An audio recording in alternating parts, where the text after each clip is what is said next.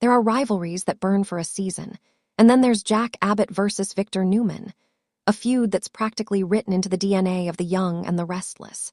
This week, the decades-long animosity explodes once again, proving that in Genoa City, history doesn't repeat itself, it reloads. And this time, the stakes are higher than ever, with Phyllis Summers finding herself caught in the middle of a dangerous new game she didn't even realize she was playing. The calm before the corporate storm. The episode opens with a deceptively tranquil scene. Jack Abbott standing in his office at Jabot, staring at the framed photo of John Abbott. His father's face seems to challenge him, be better, be smarter. But Jack's eyes are dark, conflicted. He's not sure if better is even possible when Victor Newman is involved. Moments later, Billy bursts in, all restless energy and quick wit. "You're starring at Dad again," he quips. "So I'm guessing Victor just pulled one of his patented moves." Jack's jaw tightens.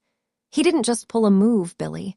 He's trying to buy out the tech division we've been developing through a shell company tied to Newman Media." Billy whistles low. The mustache strikes again. What Jack doesn't know, yet, is that Victor's power play goes deeper than business. It's about dominance, legacy, and something far more personal. The Titan strikes. Meanwhile, across town at Newman Enterprises, Victor leans back in his chair, his fingers steepled in classic Victor fashion. Nikki tries to warn him that reigniting old wars could bring nothing but pain, but Victor's smirk says otherwise. "Jack Abbott's been riding high for too long," he tells her. "Time he remembers who built this town." When Adam walks in, hopping to discuss his latest media project, Victor waves him off. "Not now, son. I have an old adversary to deal with." It's classic Victor, cold, calculating, certain he's 10 steps ahead. Only this time, Jack isn't playing defense. The clash of the Titans. By the time Jack arrives at the Newman building, the air feels electric. Their meeting isn't scheduled, it's an ambush. Victor's assistant tries to stall him, but Jack's tone brooks no argument. When he steps into Victor's office, the tension is palpable, the ghosts of 100 past battles hanging in the air like invisible spectators. "Victor," Jack says coolly, "I thought we agreed to stop sabotaging each other's companies." Victor looks up, expression unreadable. "I didn't sabotage anything, Jack. I made a business decision. You do the same if you weren't so sentimental." Jack leans in, voice low but lethal.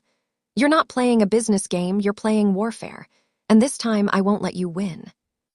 The verbal sparring escalates, every word a jab, every retort a counterpunch.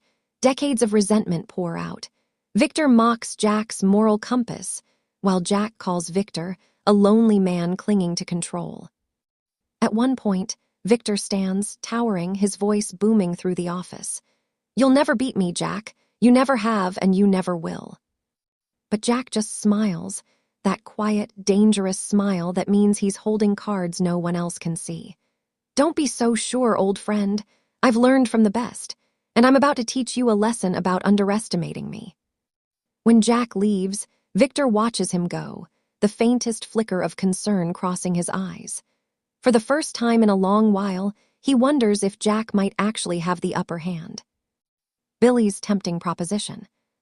Back at Society later that evening, Billy meets Phyllis for a drink. The two share a complicated history, chemistry, chaos, and plenty of unfinished business. Tonight, though, Billy's not here to reminisce. "I heard you've been poking around with Kane's AI project," Billy starts casually. Phyllis's eyebrow arches. "Word travels fast in this town." "It always does," he grins. "And from what I hear, you've got something powerful on your hands, something Victor and Jack both want." Phyllis takes a slow sip of her martini. "Depends on what you mean by powerful." Billy leans closer, lowering his voice. "I'm talking about control, Red. You and me, we could take that tech, build something that neither Jabot nor Newman could touch. No boardrooms, no strings, just us running the game." Her laugh is equal parts nervous and intrigued. "Billy, are you trying to lure me into a digital heist?" "Not a heist," he says with a glint in his eye. "An opportunity." Phyllis knows better than to trust Billy Abbott when he's this charming, and yet his words light a fire in her. For years, she's been underestimated, manipulated, written off. Now she holds something everyone wants, and the idea of using it to her advantage is thrilling. "Let me think about it," she says finally, lips curling into a smile that matches his. "Don't think too long," Billy warns. "Because once Jack and Victor realize what you're sitting on, they won't just want it, they'll take it." Trouble brewing. As night falls, the pieces are already moving. Jack calls Kyle to initiate a counterstrike against Newman's acquisition attempt. Victor summons Michael Baldwin to tighten his legal grip. And Phyllis? She sits alone in her suite at the Grand Phoenix, the glow of the AI interface illuminating her face. On the screen, lines of code flicker like secrets waiting to be unleashed. Billy's voice echoes in her mind. "We could run the game." Her fingers hover over the keyboard. One click, and she could alter the balance of power in Genoa City forever. But there's a knock at the door, sharp, insistent. When she opens it, she's shocked to see Jack standing there, eyes blazing. "Phyllis," he says, "we need to talk about Kane's AI." Her heart skips, he knows. Power, secrets, and the thin line between them. By the end of the episode, every alliance feels fragile, every motive suspect. Victor thinks he's still the puppet master. Jack believes he's seizing control. Billy's plotting in the shadows, and Phyllis, she's the wild card no one saw coming. For years, the battle for power in Genoa City has been fought in boardrooms and bedrooms, in whispered deals and public takedowns. But this new front, digital, personal, unpredictable, could rewrite all the rules. And as the camera pans out on Phyllis staring at both Jack and Billy's texts lighting up her phone, one offering protection, the other temptation, her smirk says it all. She may not have started this war, but she might just finish it. Because in the young and the restless, power isn't just about who holds it, it's about who's willing to break the rules to keep it. And in Genoa City, no one breaks the rules quite like Phyllis Summers.